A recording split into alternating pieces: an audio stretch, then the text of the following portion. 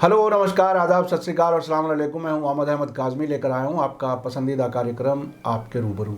इस कार्यक्रम में हम आपको बहुत कुछ जानकारियां लेकर के आते हैं और इसमें हम मदद लेते हैं कुछ ज़्यादा जानकार लोगों की, और आपकी मुलाकात कराते हैं ऐसे लोगों से जो इश्यूज़ को बहुत गहराई से जानते हैं और बेबाक अपनी राय रखते हैं। अभी सुप्रीम कोर्ट ने former chief justice Ranjan Gogoi, जो इस वक्त राज्यसभा के मेंबर हैं, उन पर एक इल्ज़ाम था, उस मामले को ख़त्म कर दिया बग़ैर सुनवाई किए, बग़ैर कोई नतीजा दिए। और उसमें ये कह दिया गया कि इलेक्ट्रॉनिक सर्विलेंस और जो जानकारियां ली जा सकती हैं इतना वक्त गुजरने के बाद, आपको याद होगा कि एक खातून ने, एक महिला ने उन पर इल्ज़ाम लगाया था, उस वाले मामले की बात है। इसके अलावा पेट्रोल की कीमतें किस तेज़ी से बढ़ रही हैं और टूल किट वाले मामले में दिशा रवि के साथ क्या कुछ हो रहा है, आज हम इन सभी इश्यूज़ पर बात करेंगे। हमारे ख़ास मेहमान हैं रविंद्र कुमार जी, जो पेशे से वकील हैं, समाज सेवी हैं और अध्यक्ष हैं राष्ट्रीय मुक्ति मोर्चा के। वेलकम है रविंद्र कुमार जी, आपने हमें समय दिया। आप बताइए कि चूँकि आप वकील हैं और जजों को और अदालतों को और सुप्रीम कोर्ट को आप बहुत अच्छे से जानते हैं, ये क्या मामला है, किस तरह से ये मामला निपट गया बगैर कुछ, जैसे कहते हैं ना, बगैर लिए दिए निपट गया, ये क्या हुआ? ये बड़ा, मैं हमेशा एक फ्रेज कहता हूँ कि हिंदुस्तान जो है विचित्र किंतु सत्य का देश है। अच्छा। और वो इसलिए इस तरह का देश है कि यहाँ पर बहुत बड़ी बात होती है और वो पता नहीं चलता कि किस आड़ में गायब हो गई। एक पुरानी कहावत है कि पर्दे के पीछे ही पाप होता है। अच्छा। कि पर्दा होगा तभी पाप होगा, अदरवाइज नहीं होगा। तो ये जो सारा मामला है, अगर आप देखें तो सबसे पहले जो है रोशनी में आया 19 अप्रैल 2019 को, जब 4 जो वायर कैरेवान ऐसी जो न्यूज़ एजेंसी हैं, उन्होंने खबर छापी कि एक औरत ने हिंदुस्तान के मुख्य न्यायाधीश रंजन गोगोई पर यह इल्ज़ाम लगाया है कि उन्होंने 10 और 11 अक्टूबर 2018 को अपने घर पर, जहां वह नौकरी पर थी as a junior judicial assistant, उसके साथ छेड़खानी की। और उसने उसकी पूरी ब्यौरा दिया। और ब्यौरा देने के बाद जैसी ये चीज़ें शाया हुई, लोगों को पता चली, तो 19 जून को सुबह अचानक जो है, जबकि सुप्रीम कोर्ट में शनिवार को कोर्ट नहीं लगती, अचानक दरवाजे खुले और मुख्य न्यायाधीश ने अपनी कोर्ट होल्ड की और कहा कि मेरे ऊपर इस तरह ओछे किस्म के आरोप लगाए गए हैं कि मैं उनकी जो है भर्त्सना या निंदा भी नहीं कर सकता, इनकार भी नहीं कर सकता। और उन्होंने कहा कि मुझे जो है आप पैसे से नहीं खरीद सकते, मेरे खाते में कुल जो है 6,80,000 रुपये हैं और मेरे पीएफ में 40 लाख रुपए हैं, और उसके बाद भी लोग मुझे जो है प्रभावित करना चाहते हैं। तो उन्होंने भी उसकी निंदा की। और उसके बाद उन्होंने, कोर्ट ने उसका, यानी जिन पे आरोप था उन्होंने खुद ही कोर्ट बुलाई और कोर्ट में खुद ही कहा कि मेरे ऊपर ये गलत है। और 3 जज उनके साथ बैठे थे, उन्होंने उस पर सो मोटो कार्रवाई के लिए जो है आदेश दे दिया। नहीं तो क्या जिस पर आरोप है उसे इस बात का इख्तियार है? कानून क्या उसकी इजाज़त देता है? कानून का एक पहला सिद्धांत है कि अगर आप दोषी हैं तो यू कैन नॉट बी ए जज इन योर ओन मैटर। बिल्कुल, मैं वही कह रहा हूँ कि आखिर ये कैसे, अगर कोई जज पहले से जानकार होता है किसी आरोपी का, तो उसमें भी उसे रिक्यूज करना पड़ जाता है। तो ये कैसी अदालत थी जो छुट्टी के दिन बैठी, और वो भी गैर कानूनी थी आपकी नज़र में? आप देखिए, जो न्यायिक सिद्धांत है, अगर हम उनकी कसौटी पे कसेंगे तो ये भी बात गलत निकलेगी। अब उसके बाद क्या हुआ कि 25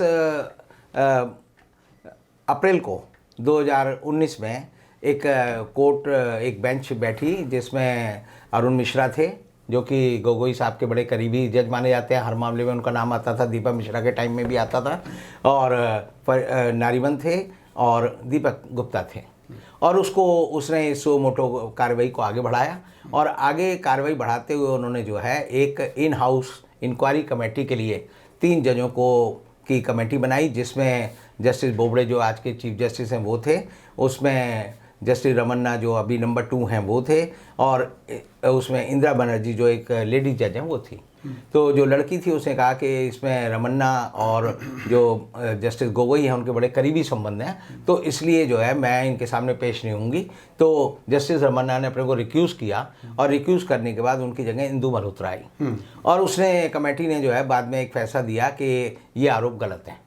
लेकिन उसकी जो रिपोर्ट है, इंटरनल इंक्वायरी कमेटी की रिपोर्ट है वो आज तक किसी को दी नहीं गई, जबकि Indira Jaising versus union of India फैसले में इन हाउस अगर किसी तरह की कोई हरेसमेंट होती है, सेक्सुअल हरेसमेंट, तो उसकी रिपोर्ट शाया होनी चाहिए, बताई जानी चाहिए। अब एक बड़ी मज़ेदार बात इस बीच में हुई कि जस्टिस A.K. पटनायक जो कि रिटायर्ड सुप्रीम कोर्ट के जज हैं, उनको ये काम दिया गया कि लार्जर कॉन्स्पिरेसी का एक आरोप लगाया था एक उत्सव बेंस नाम के एक वकील ने, नया लड़का था, और उसने कहा कि जो है बेंच सेटिंग होती है, जजों को ख़रीदा जाता है, उनको प्रभावित किया जाता है, और मैं चाहता हूँ कि इसकी लार्जर कॉन्स्पिरेसी की जांच हो।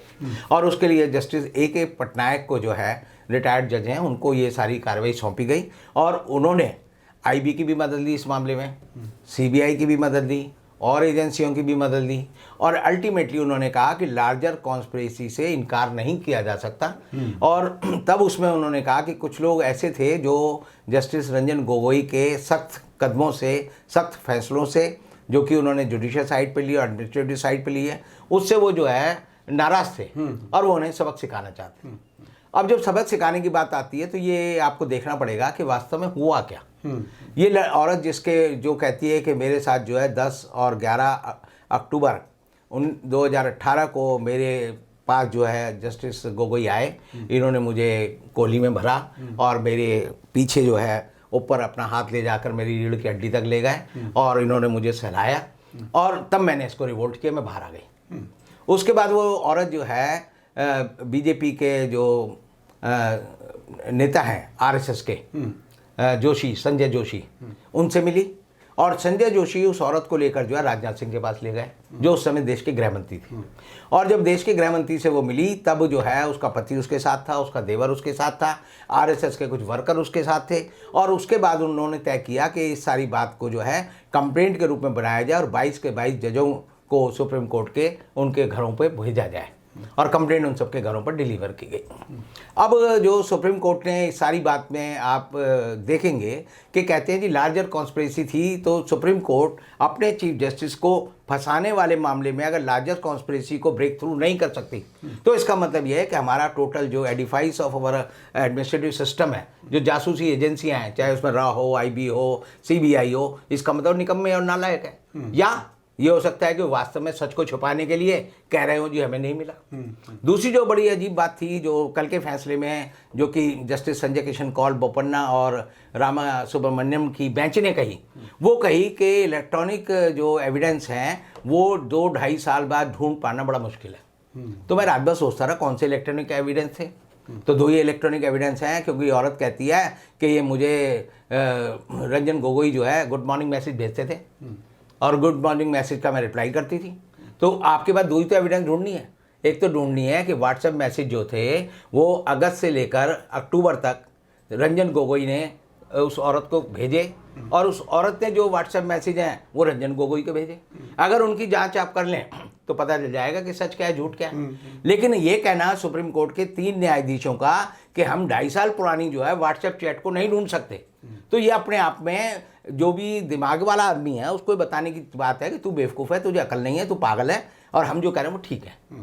इलेक्ट्रॉनिक एविडेंस तो आप जो है फुटप्रिंट जो है पहले दिन से ढूंढ सकते हैं, जिस दिन अकाउंट बनाए। बिल्कुल। और अकाउंट बनाया और सुप्रीम कोर्ट को ताकत है इस बात को ढूंढने की, IB ढूंढ सकती है, ये सारे गैजेट्स हैं, मौजूद हैं। तो इसका मतलब ये है कि वाकई मुझे लगता है कि दाल में बहुत बड़ा काला नहीं है, पूरी दाल ही काली है, और दोनों तरह से, हर तरह से रंजन गोगोई को बचाने के लिए और उसको इस बात के लिए कि तू चुप रहे, उन्होंने जो है राज्यसभा में भेजा है ताकि रंजन गोगोई जो है कभी भी जबान ना खोल दें। और इसीलिए सारी बात में, जैसे कि आप और हम सब जानते हैं, उन्होंने कहा कि मैं इतनी छोटी चीज़ के लिए थोड़ी बिकता। तो इतनी छोटी चीज़ के लिए, यानी जिस आदमी ने एक औरत को बरगलाने के लिए, यानी औरत के जिस्म के 1-2 इंच के हिस्से को बरगलाने के लिए ऐसी हरकत की हो, तो वो और इससे बड़ी क्या जाएगा। मुझे तो लगता है कि अगर मैं कोई आदमी, अगर कोई बेवकूफ़ आदमी मुझे कहता, तो मैं कहता कि तू हत्नी के साथ सोना चाहता था क्या। तो जो तू ऐसी बात कह रहा है कि छोटी और बड़ी चीज़, ये तो कोई भी रेपिस्ट कह देगा कि मैं इतनी छोटी चीज़ के लिए थोड़ी बिकूंगा। तो ये कहना जो है न्यायिक व्यक्ति के मुंह से मुझे हजम नहीं हुआ, और मुझे लगता है कि पूरे देश को बेवकूफ़ बनाया जा रहा है और इसकी जाँच होनी चाहिए और ये सारी चीज़ें पब्लिक डोमेन में आनी चाहिए, ये मेरा सोच। अच्छा, वैसे भी व्हाट्सएप की बात जो आपने की, पिछले दिनों महाराष्ट्र सरकार ने अर्णब गोस्वामी की पूरी चैट 500 पेजेस सामने लाए हैं, तो सुप्रीम कोर्ट के पास कोई ऐसी एजेंसी नहीं थी या वो नहीं हेल्प ले सकते थे? ये बहुत ही अजीब बात है। देखिए आप अब अर्नब गोस्वामी की जो चैट आई हैं और जो पार्थोदास से जो बात हो रही है, वो चूंकि बीजेपी की सरकार वो भी 2 साल पुरानी है। हाँ, वो भी 2 साल पुरानी है। जी। और ये भी जो है 2 साल 3 महीने पुरानी है। तो इसका मतलब यह है कि अर्नब गोस्वामी की चैट को तो डिट्राइव कर सकते हैं आप। जी। पार्थोदास ने जो बात की वो डिट्राइव कर सकते हैं, अगर चाहें नहीं, ये तो साइंस है। हाँ। टेक्नोलॉजी में मेरा और आपका नाम नहीं आता। हाँ, वो तो ये आप रखेंगे, वो खड़ाक से बता देगा। हाँ। तो इसीलिए जो व्हाट्सएप चैट है वो उस औरत के बीच में हुई और रंजन गोगोई के बीच में हुई। अगर हम ये कहें कि हम रिट्राइव नहीं कर सकते तो ये तो बेवकूफ़ बनाने वाली बात है। जो पढ़े लिखे लोग हैं वो कहेंगे देखो जी ये हमारे आंखों में जो है धूल झोंकने का काम कर रहा है। और वही जो है मुझे लगता है कि हुआ है। और इस मामले को रफा दफा करने के लिए ऐसी हरकतें की जा रही हैं जिसकी वजह से जो है लोगों का विश्वास जो है न्यायिक संस्थाओं में कम होता है और लगता है कि कुछ ना कुछ घालमेल है। अच्छा, पिछले दिनों ये बात जो आपने कही, मैं उसको दूसरी तरीके से कह रहा हूँ कि पिछले दिनों एक प्रोग्राम में रंजन गोगोई ने कहा कि क्या मैं सिर्फ राज्यसभा के लिए ऐसा करता, अगर डील करता तो और बहुत बड़ी करता। शायद वो राष्ट्रपति बनने की बात सोचते, शायद उपराष्ट्रपति बनने की बात सोचते या गवर्नर बनने की बात सोचते। तो उन पे आपको यकीन नहीं है? किस बात का? कि वो बात सही कह रहे हो, शायद सही कह रहे हो? आप देखिए हिंदुस्तान में खुद रंजन गोगोई ने अदालत में, अपनी भरी अदालत में कहा कि हिंदुस्तान में 2 ही ऑफिस हैं जो इंडिपेंडेंट है। हाँ। एक प्राइम मिनिस्टर का ऑफिस और एक चीफ जस्टिस ऑफ इंडिया का ऑफिस। और उन्होंने कहा ये मेरे खिलाफ जो षड्यंत्र किया जा रहा है, पहले दिन ही उन्होंने कहा था कि ये चीफ जस्टिस के ऑफिस की इंडिपेंडेंस में इंटरफियरेंस है। तो जो आदमी बराबर प्रधानमंत्री के बराबर ताकत रखता हो और जो आदमी प्रोटोकॉल जो ऑर्डर ऑफ प्रेसिडेंट है जिसमें आप क्या देखते हैं भाई कितनी ताकत है, तो चीफ जस्टिस ऑफ इंडिया की ताकत जो है हिंदुस्तान के वाइस प्रेसिडेंट के बराबर है। उसका वही दर्जा है। तो ऐसी हालत में आदमी कहे कि मैं जी अब तो जो है पहले मैं चीफ जस्टिस रह लिया, फिर कहे जी मैं तो जो है पटियाला हाउस कोर्ट में जो है अहलमत बनने के लिए तैयार हूँ पोस्ट रिटायरमेंट। तो एमपी का स्तर कम नहीं है, लेकिन अगर आप चीफ जस्टिस ऑफ इंडिया के मुकाबले एमपी को डालें तो उसकी हैसियत जो है चीफ जस्टिस ऑफ इंडिया की हैसियत जो है एक जो नायब कोर्ट की होती है वो है। और उस दर्जे को हथिया कर अगर उन्होंने कुछ किया है तो मैं ये कहूँगा कि उन पर सरकार सर्विलेंस रखना चाहती है। उनको सरकार चाहती है अपनी जुबान चुप रखे और उस पर यह कोई राज ना खोले। तो सर्विलेंस देने का तरीका यही है कि आप उसे एक पद दे दो और पद के नाम पर जो है आप उसे कहो जिससे अंडर सिक्योरिटी है। जैसे महुआ मित्रा ने कहा कि मेरे घर 18 जो है सीआरपीएफ वाले भेज दिए कि तुम्हारी सिक्योरिटी करेंगे, मेरी निगरानी कर रहे हैं। तो ये निगरानी करने का तरीका है सिक्योरिटी देना। जी। अच्छा चलिए, ये तो बात हुई। अभी एक बहुत ही दिलचस्प माहौल बन रहा है पेट्रोल की कीमतों पर। कुछ जगहों से ये खबर आई कि 100 रुपये से ऊपर कीमत होने पर वो जो डिस्पेंसर होता है उसमें उतने डीजीटी नहीं है कि 100 रुपये का बेच सकें। तो और प्रधानमंत्री जी ये कह रहे हैं कि जो कुछ ये हो रहा है ये पुरानी सरकारों की वजह से हो रहा है। आप इसे किस तरह से देख रहे हैं? आखिर इस वक्त जबकि लोगों के कारोबार नहीं है, बेरोज़गारी है, महंगाई है, और इसमें पेट्रोल और डीजल ऐसी चीज़ें हैं जिसमें लोगों को ये मालूम है कि इसकी असल कीमत 30-35 रुपये है सारी, और बाकी सब कुछ सरकार ले जाती है टैक्स और सेस के बहाने। जबकि गाड़ी लेकर के निकलो तो टोल टैक्स भी देना पड़ता है। वहाँ कहा जाता है कि सड़कें ठीक रखनी है इसलिए पेट्रोल का। तो इस कहानी को आप कैसे देख रहे हैं, क्या कुछ है?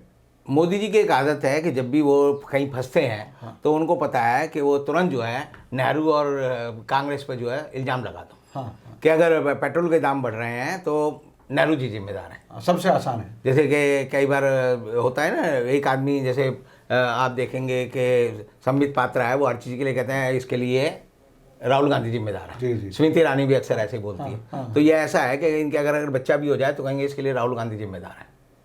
देखिए ये बहुत बड़ी बात है, ये बड़ी बात है, लेकिन समझे नहीं, जो एक आदमी एक दूसरे पे बहाना ढूंढता है, ये वही बहाना सरकार ढूंढ रही है। जी। अब सरकार का कहना है कि पिछली सरकारों ने अगर हमें आत्मनिर्भर कर दिया होता तो हम पेट्रोल जो है खरीदते नहीं, और खरीदते नहीं तो महंगा नहीं बेचते। तो ये कोई बात नहीं हुई कि अगर जो है आप जो है विकास के क्रम में हैं, आप 2019 में, 2020 में, 2021 में जब बात कर रहे हैं तो हम जो है 1947-48 की बात नहीं कर सकते। दोनों को अगर जोड़ना है तो ये संभव नहीं है। और जहाँ तक सरकार का बात है, आप देखिए कि मनमोहन सिंह के टाइम में पेट्रोल जो है 121 बैरल के दर पर था, $121, और अब जो है उससे आधा है। आधे से भी कम है। जी। लेकिन उस समय भी मनमोहन सिंह की सरकार ने ज़्यादा से ज़्यादा जो सबसे अधिकतम जो है एक्साइज लगाई थी वो 9 रुपये 46 पैसे थी, और डीजल पे जो थी वो 3 रुपये 56 पैसे थी। अब मोदी जी ने क्या किया है, मोदी जी आज जो है 31 रुपये का पेट्रोल पड़ता है तो उस पर 69 रुपीज़ जो है वो टैक्स लगाते हैं। यानी जो असल कीमत है उससे दोगुनी से ज्यादा, उससे दुगनी क्या तिगनी हो गई, हाँ। तिगनी से भी ज्यादा जा रही है। जी। और उसमें भी आप देखेंगे आज हिंदुस्तान के लोग इस बात का फख्र कर सकते हैं कि हम दुनिया का सबसे महंगा पेट्रोल इस्तेमाल करते हैं। जी। हमारी ये हैसियत है, क्योंकि दुनिया में पहले जो पेट्रोल सबसे नहीं, हमारी ये मजबूरी है। हैसियत क्या मतलब? लेकिन ये हम तो गर्व से कहेंगे ना, क्योंकि गर्व से कहो हम हिंदू हैं, मतलब हर गर्व से हाल कहो भारतीय हैं। मतलब जेब फटी हो तब भी गर्व से कहोगे आप। वो तो मजबूरी है आपकी। हाँ, तो देखिए ये दुनिया में देखिए, नेपाल, बांग्लादेश, श्रीलंका, इन सारे मुल्कों में, पाकिस्तान, इन सब जगहों पे हमसे कहीं सस्ता है। नेपाल में 22 रुपए सस्ता है हमसे पेट्रोल। जी। तो नेपाल की सीमा पे जो लोग रहते हैं वो नेपाल जाके भरवाने लगे हैं। जी, ये बहुत ही अजीब बात है जी। और दूसरा आप और देखिए, प्रधानमंत्री बहुत ही ढीठ पने से ये कह रहे हैं कि ये पहले की सरकारों दुनिया में सबसे महंगा पेट्रोल जो था वो ब्रिटेन में मिलता था। हाँ। यानी सबसे ज़्यादा टैक्स था। जी। सबसे ज़्यादा टैक्स जो है फ्रांस में था, जर्मनी में था, इटली में था। जी। हम उससे भी आगे निकल गए हैं 10 कदम। अभी हम उसमें नंबर 1 हो गए। और उसमें भी आप देखिए, जब आपदा में अवसर वाला मामला मोदी जी कह रहे थे, जब लॉकडाउन लगा हुआ था तो 6 मई को एक ही दिन पेट्रोल पे जो सेस बढ़ाया था वो 8 रुपये था।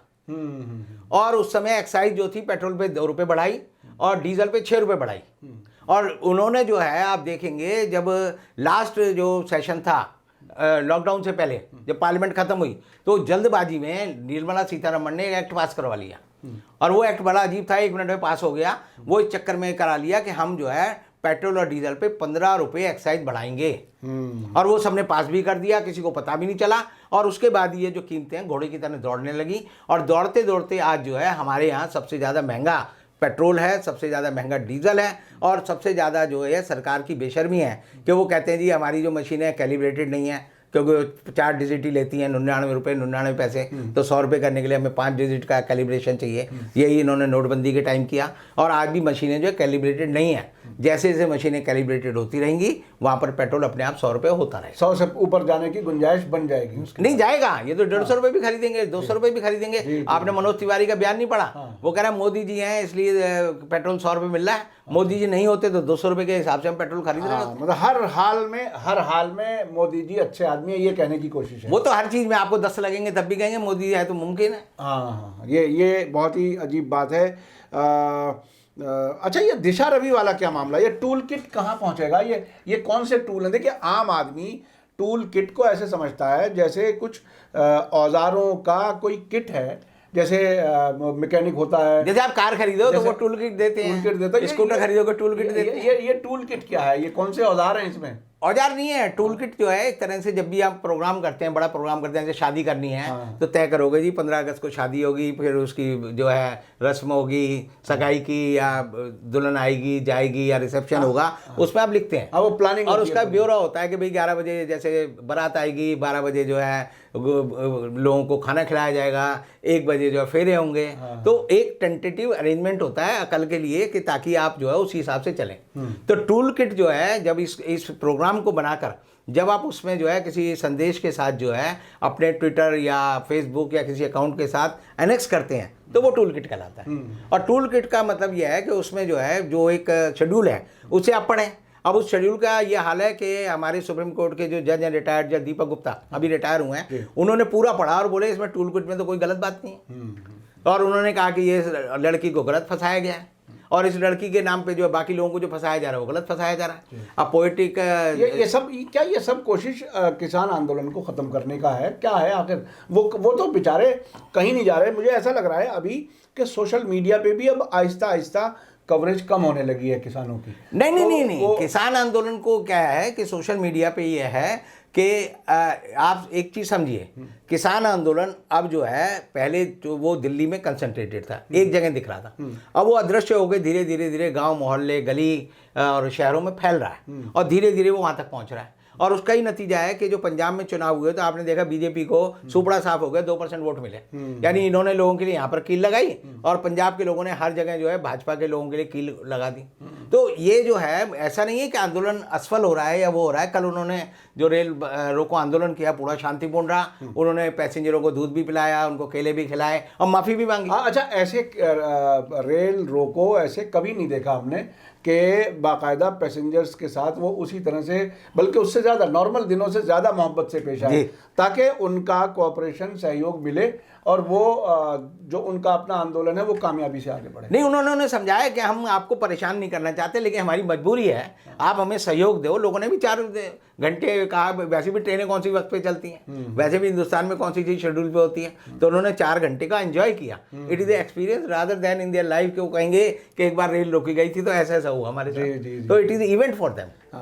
तो इन सब बातों से अगर आप देखेंगे तो सरकार जो है धीरे धीरे जो है किसानों से बातचीत ना करने की जिद पे जो अड़ी हुई है, खुद उसमें फंसती नजर आ रही है। ये ऐसे है जैसे हाथी दलदल में पहुंच जाए और हाथी समझे कि दलदल में बड़ा मजा आ रहा है मुझे, लेकिन धीरे धीरे जब निकलने की कोशिश करेगा तो निकल नहीं पाए।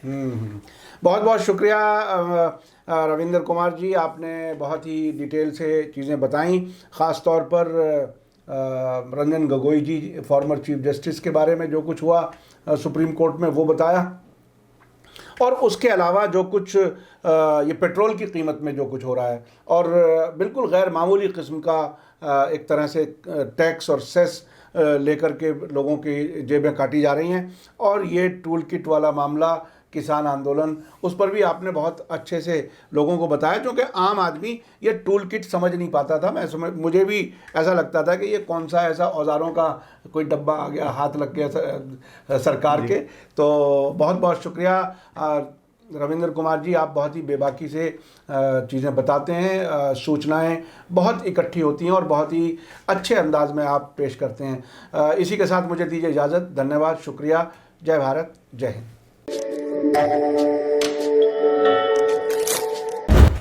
मीडिया स्टार वर्ल्ड के और वीडियो देखने के लिए हमारे चैनल को सब्सक्राइब करें और सीधे नोटिफिकेशन पाने के लिए बेल आइकन दबाएं।